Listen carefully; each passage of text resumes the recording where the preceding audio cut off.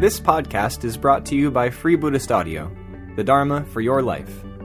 Our work is funded entirely by donations from our generous listeners. If you would like to help us keep this free, make a contribution at freebuddhistaudio.com/donate. Thank you, and happy listening. Well, I'm very happy to be standing here at such an international gathering to mark the founding of Triratna. As Khema Bandhu mentioned earlier, it's the 56th anniversary of the founding of Triratna. And as we heard, people from Germany, France, Stroud, Birmingham, and then as Khema Bandhu also told us this morning, from the Dharma Life course, I had the pleasure of being with the Dharma Life course, 8 women who are here for a number of months studying, from India, New Zealand, Romania, and other influences like Italy, Holland. As we explored internationality, we found all sorts of influences and strands of cultural background that we brought together in that room. So as Sadhanandi said, the talk is called Bhante, his gurus, and us. So first I think I better just check who is us. Apart from being international group of people, I think some people here may be here for the first time. In fact, I know some people are here for the first time. Even some people may never have been live in a Triratna setting. You may have only done it online. So that's quite special. You're actually here. It's not quite the same as online, is it? When you're actually with a whole person. I've been greeting friends and saying, well, it's so nice to see your whole body, not just your head and shoulders. But of course there's more that goes on, as Sadhanandi brought out so vividly in her talk, when we communicate with one another, when we're actually present with each other. So some of you, we say, are friends, and then some people here are mitras, and you've had a ceremony. I remember my own mitra ceremony still is a highlight of my life. So I was coming out as a Buddhist. These days you make 3 declarations to be a mitra. You say, I'm a Buddhist, I'm practicing the 5 precepts to the best of my ability, the 5 ethical precepts, and Triratna is my spiritual home. These are the 3 declarations that make you a mitra or a friend. Mitra means friend of the order. And then some of you are training for ordination. You've decided you want to make the 3 jewels, going for refuge to the 3 jewels, the heart, the fulcrum of your life. And you're finding out, well, what does that mean and how do I do it in my particular life? Every life is unique, so in some way we each have to find that for ourselves. And some of us are order members, some new order members, some older members, and order members are really trying to live that out. Bhante sometimes used the language of lives dedicated to the realization of enlightenment for the sake of all beings. So that's quite a high ideal. So that's us on this occasion, friends and mitras and order members from around the world. But then, who is Bhante? Well, you've probably heard quite a bit already, those of you who are on the retreat. And one way or another, you can't be long in Triratna without hearing the name of Sangharakshita, our founder, our teacher. And Bhante is a name, it's an honorific. It means respected teacher or something like that. And we've called Bhante for a long time. Not Bunty, but Bhante, with a BH. So as we've heard, Bhante spent his last years here at Adhisthana and is buried here. And in a way, well, all that we experience, in a way, comes from his vision and his practice. His going for refuge to the 3 jewels has, out of his life, has emerged Triratna. There's a lot more you can find out about Bhante in Nagabodhi's recently released book, Sangharakshita, the boy, the monk, the man. Highly recommended. I thought I'd tell you a little bit about me and Bhante. Sadhanandi already mentioned I worked with him in the last years of his life, bringing out his last 5 books. But my contact with Bhante began many, many years before that. And I'd gone along to a meditation class, been very stirred by what I heard of Buddhism. And after a while, I started reading what was his magnum opus called A Survey of Buddhism. He'd written it when he was only, he gave the lectures on which it was based when he was still in his 20s out in India, in Bangalore. And then he wrote up the lectures. And what he was trying to do, he tells us, is to see Buddhism in its depth and in its breadth. In its depth and in its breadth.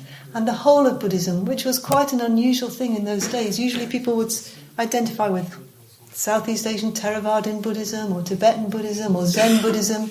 But no, he wanted to see the whole of Buddhism. So I read the survey.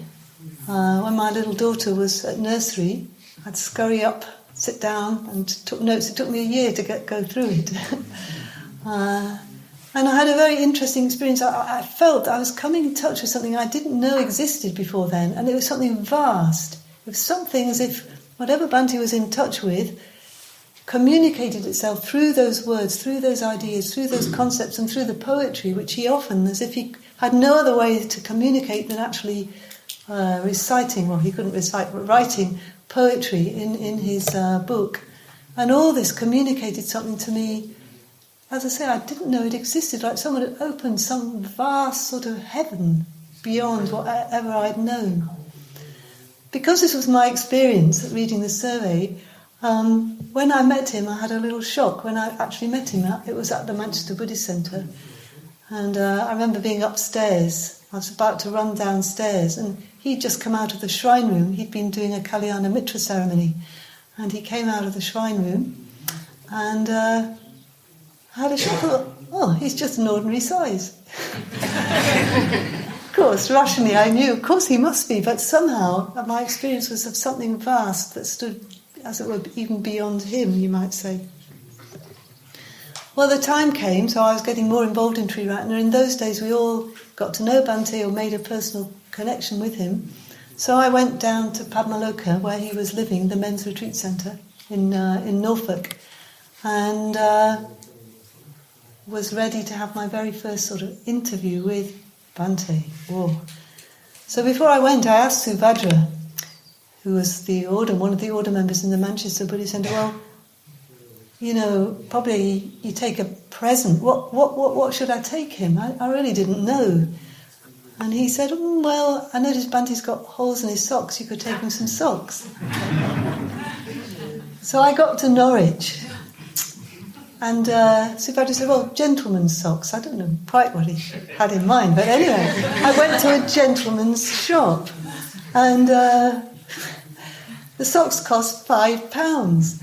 Well, in 1985 or 4, whenever it was, £5 for a pair of socks was a lot of money. And I thought, do Buddhists spend £5 on socks? Perhaps this would be wrong. We're trying to lead a simple life. So I went to the market where maybe they cost 50p. And I thought, but would you take a pair of socks that only cost 50p to your teacher? So I ummed and ahed, and eventually, guess which I went with? Oh, fiver. You're right, the fiver. I arrived at Padmaloka, I was shown in, I was waiting nervously for Bhante to appear, and he came down. And I produced a little parcel and I said, hello Bhante, I bought you something. Subhadra says you have trouble with your socks.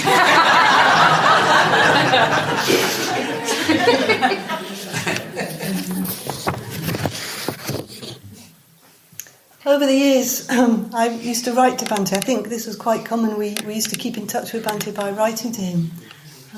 I like to write. It's a medium that I enjoy. But I think I found a certain voice when I was writing to Bhante, because when I wrote to him, I wanted to find what was really true. So Sadhanandi brought this out in her talk this morning. You know, sometimes you have to sort of go quite deep to find, well, what is real and what is true? And also, I felt I could fully express my aspiration, my spiritual aspiration, which you can't always express to everybody. But since he was living that life, for him, in a way, that was selbstverständlich, to use the German. It was, how do we say that in English? You can take that as read. One can express fully one's spiritual aspiration.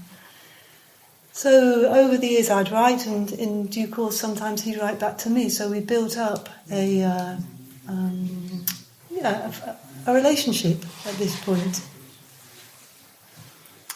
Then came a time, a very difficult time in my life. Everything was collapsing around me, which happens sometimes in life, and you don't know in which direction to go. You can't, there's like nothing to grab onto. And somebody said to me, Bhante's got some work for you. So I was rather curious. I thought, oh. And I went along, and he asked me if I would help him bring out a book. Well, guess what I said? I said yes, I would like to do that. And I felt at that point as if he knew what a difficult time I was having. He sort of stretched out a hand and caught me. Sometimes you can feel like you're sort of falling down, you don't know when you're going to stop, and he caught me. So I used to go over to his flat in Birmingham, and we would start, there were letters he wanted to publish, letters he'd written to Dinu Dubash, a woman he'd known many years before in Mumbai, in Bombay. It was interesting working for Bhante because, as others know that, he was not one to give you approval. And if someone doesn't give you approval when you want it, you notice how much you want it. And I was annotating these letters, and I would read Bhante the notes I'd written based on what he'd told me. And he'd just say, And I was thinking, well, what kind of was that?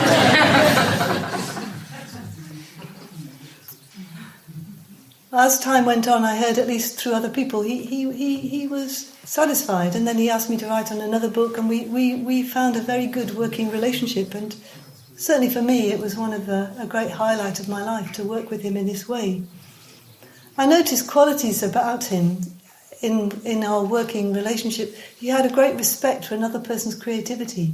So if I had an opinion or said something that came out of my own sort of reflection, he would just listen to that respectfully. If I got a fact wrong, he was on to that very quickly. Usually we had quite ordinary exchanges, but often I'd come out of his room hot. So he used to have the temperature up, but it was not just that kind of heat. I felt something else was going on. And I said to him one time, Bhante, it's as if things are going on other dimensions. And he said, So the electric charge of communication is sometimes very subtle. I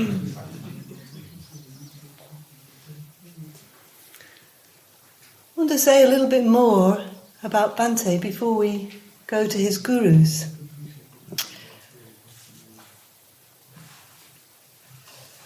He came across the Dhamma when he was 16, reading a sutra.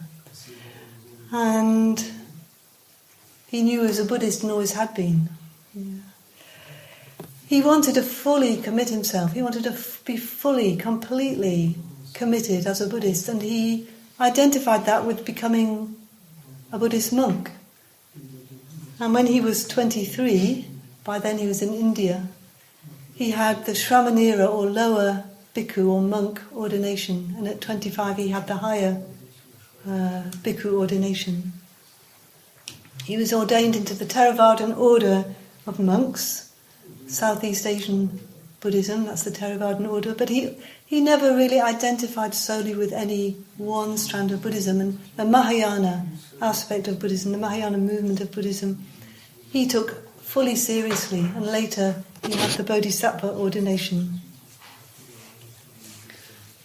When I was working with him, at one time he asked me to write a little bit of a biography for one of his books. And later I came to work as one of the editors of his complete works for a number of years, editing his memoirs. So this gave me an opportunity to sort of look at Bhante's whole life. His life in Tooting Broadway, where he grew up in London, his life in India, his life in the West. And you could see, sometimes only when you get to the end of a life you can see a person's whole life in perspective. And I could see there was a master current going through this life. It was very striking. And that master current was to spread the Dhamma. That master current was to spread the Dhamma. Even as early as 1944, when he was 19, and his very first article was published called The Unity of Buddhism. You can hear that in what he writes. He wanted the Dharma to spread because he could see the Dharma speaks to the hearts and minds of men and women and is what the world, for so many people, longing for a way, a path, an ideal, a vision, all those things. So in that article of 1944, he wrote this. He was 19, and he'd only encountered the Dharma 3 years before. He wrote, "Buddhism is not merely the daydream of a beautiful soul," eine schöne Seele for the Germans, which has connotations. Buddhism is not merely the daydream of a beautiful soul. It comes from the Buddha, who was a man, who lived among men, not secluded or apart from them, teaching, consoling, and encouraging them, holding out to them continually in the simplest parables and in the profoundest philosophical speculation, a realizable ideal. So here he is expressing his feeling for, his understanding of, his vision of who the Buddha really was and what the Dharma that the Buddha offers actually was for people. And in quite unusual language, encouraging, consoling, teaching. And that he could teach using both the simplest parables and the profoundest philosophical speculation. And in a way, in his own life, on his own level, I'm sure Bhante would think like that. In his own way, he also was able to use very simple stories and philosophical ideas to communicate the Dhamma.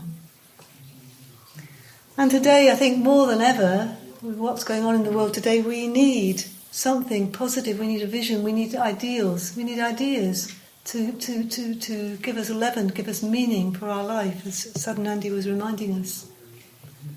Perhaps in the West, at least in countries where at least the average standard of living is quite good, meaning is so much needed.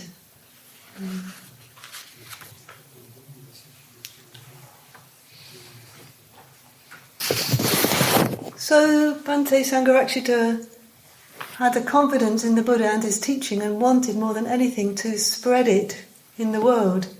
And he started that in India. He did what he could to sort of enliven Eastern Buddhism and to try and help its revivification in India, where it had died out many centuries before. And then he came to the West, and in a way from the West is where it spread, and it spread back to India with our movement in India, connected to our Western movement, where we're all connected to each other. So for the Dharma to spread, you need two things. You need a Sangha, you need people who are lit up by the Dharma in how they live and how they interact. It's supremely attractive to people. Probably we've experienced that. And our talk this morning was a reminder of what's possible in a Sangha. So you need a Sangha and you need texts to study. So texts where the principles are clarified and the practices are explained. So Sangharakshita's legacy was both of these. His legacy is a living spiritual community, and it's a large body of writings and teachings. In fact, 26 volumes, large volumes, make up his complete works. His legacy is also a life which exemplified an ever-deepening going for refuge to the three jewels. Not a perfect life, but it exemplifies a life that was always open to new learning, to new possibilities, a man able to learn, a man able to seize on new opportunities. One of Bhante's most characteristic and significant teachings is that the defining or central act of a Buddhist life is to go for refuge to the three jewels. Anyone brought up in Triratna knows this very well. You can't be long in Triratna and not hear about going for refuge to the three jewels. But it was not obvious. Bhante sort of drew it out, crystallized it, and saw this as actually what underpins all Buddhist life, whatever Buddhist tradition you might be in. It is that really tells you what it means to be a Buddhist. And that a Buddhist life consists in a deepening of that going for refuge.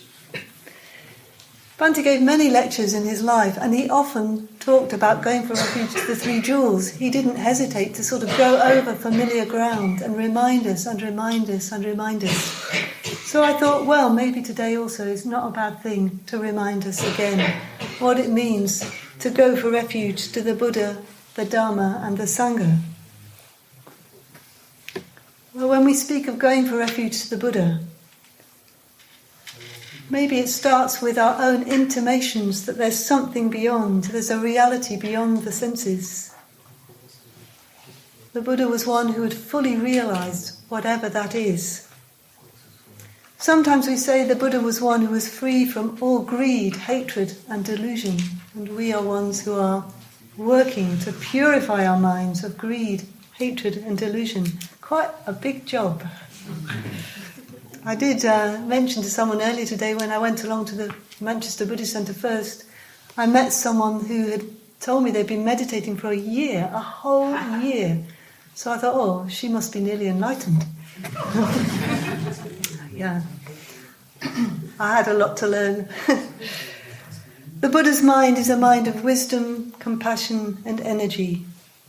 And the Buddha, he offers an ideal for all humanity, that we can all strive in the direction of that enlightenment which he himself achieved. But what is going for refuge to the Dhamma? After he was enlightened, the Buddha said he lived revering the Dhamma. He lived revering the Dhamma. The Dhamma is the great mystery, we might say, that we only know through our intuition. It's the great mystery, it's reality, it's the truth of all things. The Dhamma is also the doctrine, it's the teaching, it's the ideas, the words and the concepts which point to that truth. Yeah? Things like the Four Noble Truths, Praticca Samutpada, the Lakshanas and so on. And the Dhamma is method. It is the practices leading to the realization of the Dhamma. It's the practices like the precepts, like meditation, and like reflection.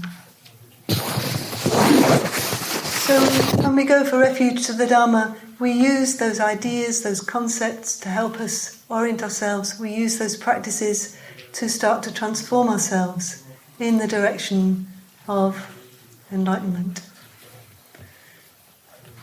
And what is going for refuge to the Sangha? Well, in a way, we had a lot of that held up to us this morning, but I'll say a few things. Traditionally, Sangha was understood as the monastic Sangha, the Bhikkhu Sangha, or more properly the Arya Sangha, the great beings who had realized, at least to some extent, had realized reality for themselves. They had, you might say, insight into the great mystery to some extent. So I don't know if I have much to add to what we heard this morning, but I'll say a little. How in practice do we take refuge in the Sangha?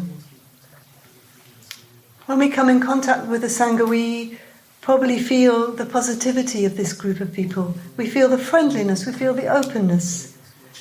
And we feel there's a common respect for the three jewels. But friends in the Sangha can let us down, yeah? They cannot be a safe refuge, as it were, that we completely rely on them. That's only possible, complete reliance on someone who is fully enlightened. But we have moments of real communication. So when one person is in touch with something higher or deeper or more real, and we come in contact with them, and we're open to it, we're open to be affected by it, then comes the electric charge. Even sometimes we say, it blew my mind. In the Buddha's day, sometimes the result of coming into communication with the Buddha was very powerful. It was more like the lightning strike. And there are these wonderful words that get repeated in the Pali Canon from time to time when someone has just had a teaching from the Buddha, a conversation with the Buddha. And that person says, "Magnificent Master Gotama." That's the Buddha, Gotama the Buddha. "Magnificent Master Gotama. Master Gotama has made the Dhamma clear in many ways, as though he were turning upright what had been overthrown, revealing what was hidden, showing the way to one who was lost, or holding up a lamp in the dark for those with eyesight to see forms. I go to the Master Gotama for refuge, and to the Dhamma, and to the Sangha." So our going for refuge has a very, very long history. I remember when I first heard the Dhamma, I'd gone along to the Kiel University Meditation and Western Buddhism Society, that's right. And I only went to learn to meditate, but I heard the Dhamma. I heard about, actually it was a course on ethics, on the 5 precepts. And I remember going home, my mind was on fire. I couldn't really explain it, but I felt I was hearing words. It was explaining what I most deeply felt myself, but I would never have found the words to express that. Maybe some of you have had that experience. You hear the Dhamma, you recognise it, although you could never have found the words to say it yourself. It's like it's calling us home to what deep down we already know. And in a way, it's a sort of depth charge. There can come a sort of cataclysmic change, maybe not overnight, but actually that is what is happening. Gradually, life is being turned upside down. As I was writing those words, cataclysmic change, funnily enough, the words of St. Paul to the Corinthians came to mind on the Bible. When St. Paul says in the beautiful words of the King James Bible, "Behold, I tell you a mystery. We shall not all sleep, but we shall all be changed." So the Dharma is like that, it wakes us up. For Buddhists, we don't change in the twinkling of an eye at the sound of the last trumpet. Probably it's going to take a little bit longer. And if there is a trumpet, it's the Dharma trumpet, not the trumpet of the Last Judgment. But we do change. We change. As we practice, we change. And we can be deeply and radically transformed. Our own practice of the Dhamma is the motor for that transformation. But we can't underestimate the effect of others upon us. Nowadays there's a sort of fear of influence, and we feel this pressure to be original. I think especially young people, you've got to sort of make yourself up and present yourself as some original work of art almost. It's a terrible pressure, a terrible strain really. I would say it's a lot of nonsense. We don't need to do that. We're influenced all the time, from birth, in fact, from before birth. And the point is to choose our influences, to be aware of our influences. To choose them as far as possible. Of course, we can't choose all our influences, but we can choose and notice the effect on us of what we watch, what we listen to, and especially who we associate with. There's a story of the elephant and the king. People like stories, so I thought I'd tell the story. Sometimes all you remember from a talk is the story. So once upon a time, all good stories start with that, once upon a time in India, there was a king and he had an elephant. and he'd reared this elephant, and they had a very good bond. It was a very good elephant. It always did what he asked him, and when he was going out on special royal occasions, he would sit on that elephant. Now one day, it was a royal occasion, and he was getting ready to go out and speak to his people. The elephant keeper came and said, "Sire, I'm very sorry, but I cannot get the elephant to come out. He's behaving so badly, I just don't know what to do with him. He's trumpeting and stomping, and actually I'm getting a bit nervous." So the king was quite surprised and said, "Okay, we'll leave him today, but let's try tomorrow." It was the same the next day and the next. So the king, who was quite a wise king, thought, "Well, I wonder what's happening." He said, "Two of you should watch that elephant all the time, 24 hours a day, and come back and tell me what's happening. Anything, is he getting some strange food to eat, or, what's happening?" So a couple of them set guard and they watched the elephant day and night. And what did they find? In the middle of the night, there came a band of thieves, crept into the elephant's stall, sat there, and they were plotting their burglaries, their murders, all horrible things. And the elephant was getting more and more agitated. So the next day, the elephant keepers and the people who kept guard went and told the king. And he said, "I see, that explains everything. Well, don't let those people back into the elephant's stall, but call on some people from the Sangha and tell them to go and sit in the stall and talk about the Dhamma." So the next night, a few people from the local Sangha went in and they sat there and they talked about the Dhamma. And gradually the elephant, who was very agitated at first, started to calm down. And then the elephant seemed to start to listen. And they repeated this over quite a few nights, because change usually is more than just, doesn't occur just overnight. They repeated this, and gradually that elephant became calm, friendly, and the king could ride him again.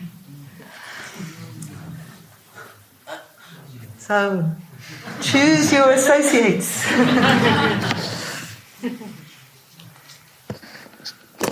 Well, this talk was called Bhante, His Gurus and Us. And I've talked about us, I've talked about Bhante, but you might be wondering, where are his gurus?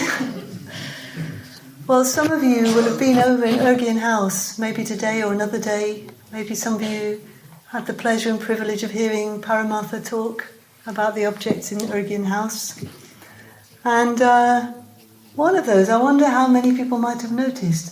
In one, as you go into the Precious Teachers exhibition, on the left there's a cabinet with some handwritten paper with handwriting on it, and it's headed, "What I Learned from My Gurus." Anybody notice that? Yeah, somebody did, good, yeah. I don't know when it was written, but I think it must have been towards the end of Bhante's time in India. And it's not about his 8 teachers or the 8 gurus that are on the refuge tree over there, where Bhante is sitting with his 8 sort of formal teachers. It's something quite different, because actually in this list there are 38 gurus. It's as if one day he sat down and looked back on his life and was considering all that he'd learned from so many different people.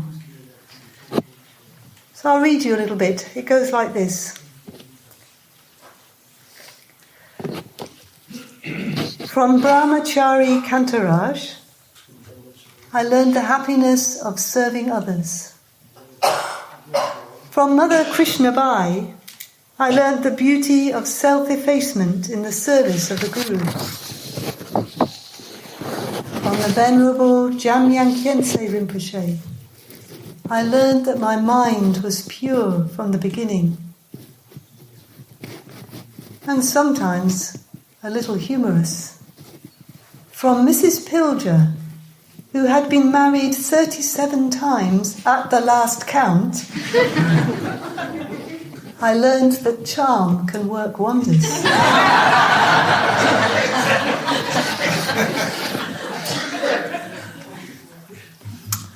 So of these 38, let's just take a look at 2 of the gurus, what they tell us about Bhante. and what we can learn from his learning from his gurus. So he says, from Yalahanka Swami, the one-eyed guru, I learned that. Well, what do you think he learned from the one-eyed guru? In the years 1947 to 1949, Bhante was a wanderer in India.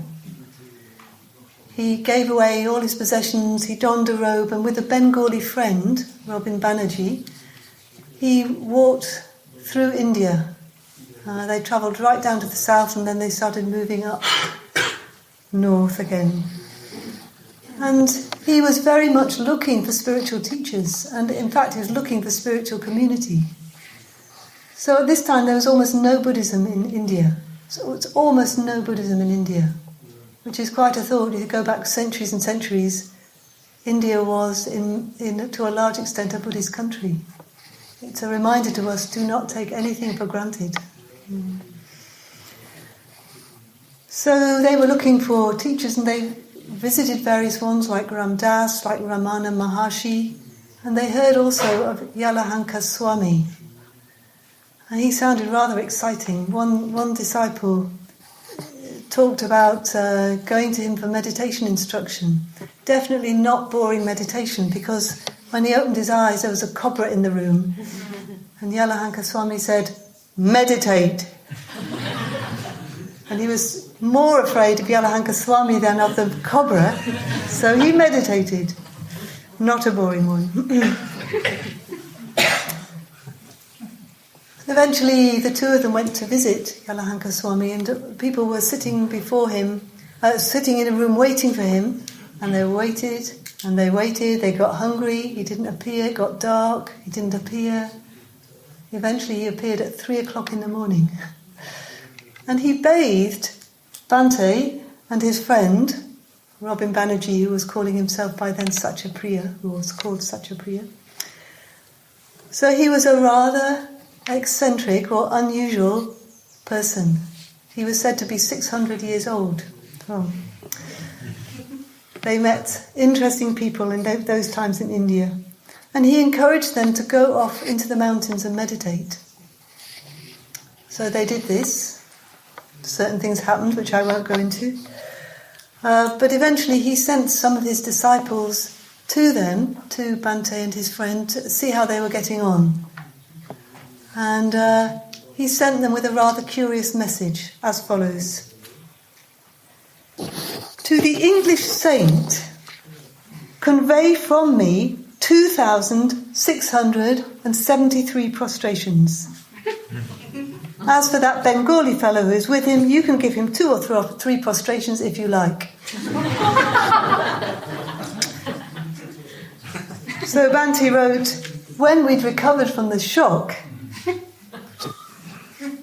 of course he was thinking of the 2,673 prostrations, the meaning of which, of the message, we understood only too well.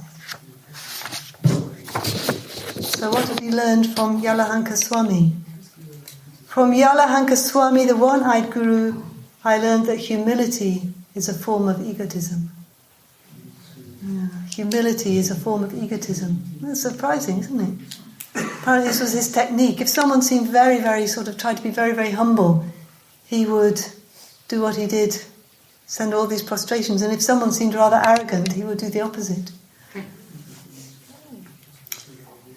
In my own interactions with Bhante, I felt he never used to come from above, yeah? But also he was not falsely modest. And there's a whole lesson for all of us in gaining objectivity about ourselves. This is a big thing, isn't it? Gain objectivity about oneself. Ultimately, we're training ourselves to see ourselves as neither inferior, nor superior, nor equal to others. Yeah? Neither superior, inferior, nor equal to others. But all that deserves a talk in itself. In the list of his 38 gurus, Bhante mentions both his mother and his father. From my mother, he says, I learned that the law of karma is inescapable. The law of karma is inescapable. Why he said that, I don't know.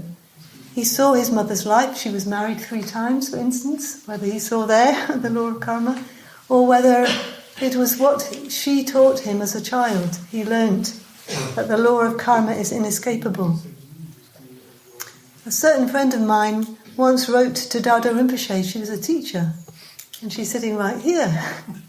She was a teacher, and she wrote to Dada Rinpoche, one of Bante's friends and teachers in Kalimpong in India, who had set up a school for refugee children, Tibetan refugee children.